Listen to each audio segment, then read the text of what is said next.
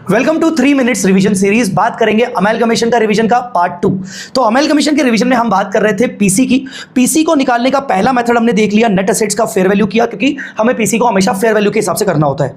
एक और केस देखते हैं जहां पर आपको ट्रांसफरर कंपनी के असेट्स दिए हुए हैं, लाइबिलिटीज दिए हुए हैं और आपको उन असेट्स लाइबिलिटीज के फेयर वैल्यू नहीं दिए हुए हैं, पर आपको यह देखना है कि किसी भी तरीके से कोई और फेयर वैल्यू दिया हुआ है क्या।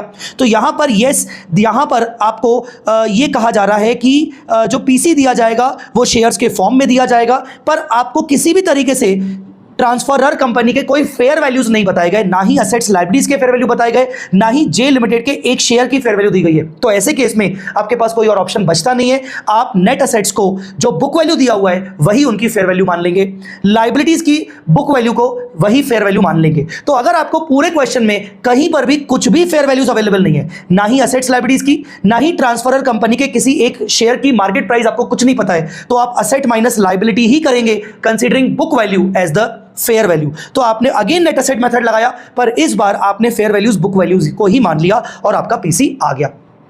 अब एक थोड़ा सा डिफरेंट तरीके से देखते हैं कि जब ऐसा कुछ केस आ जाए जहां असेट्स लाइबिलिटीज के फेयर वैल्यूज तो नहीं दिए हुए, पर ट्रांसफरर कंपनी के एक शेयर की मार्केट प्राइस दी हुई है। ट्रांसफरर कंपनी के एक शेयर की जब आपको मार्केट प्राइस दी गई है तो फिर आप क्या करोगे। जैसे यहां पर जे लिमिटेड एक ट्रांसफरर कंपनी है जिसके मार्केट प्राइस आपको दी गई है एक शेयर की। तो मैंने आपको कहा था कि पीसी निकालते वक्त आपको बस फेयर वैल्यू ढूंढना है।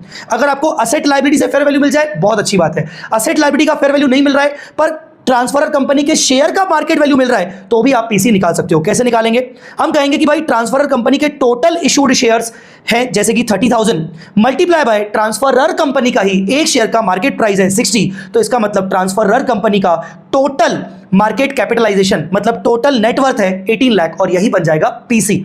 तो ये पीसी कैसे बना? इस बार हमने पीसी नेट एसेट मेथड से नहीं निकाला, क्योंकि नेट एसेट्स का फेयर वैल्यू नहीं दिया हुआ था, पर फेयर वैल्यू दिया था डायरेक्टली उसके शेयर्स का, तो शेयर से मल्टीप्लाई कर लिया और हमें मिल गया पीसी। अब इस पीसी को डिस्चार्ज किया जाएगा by issuing new shares of transferee company, तो इसीलिए आपने ट्रांसफररी कंपनी का मार्केट प्राइस पर शेयर डिवाइड किया और आपको पीसी नंबर ऑफ शेयर्स में मिल गया।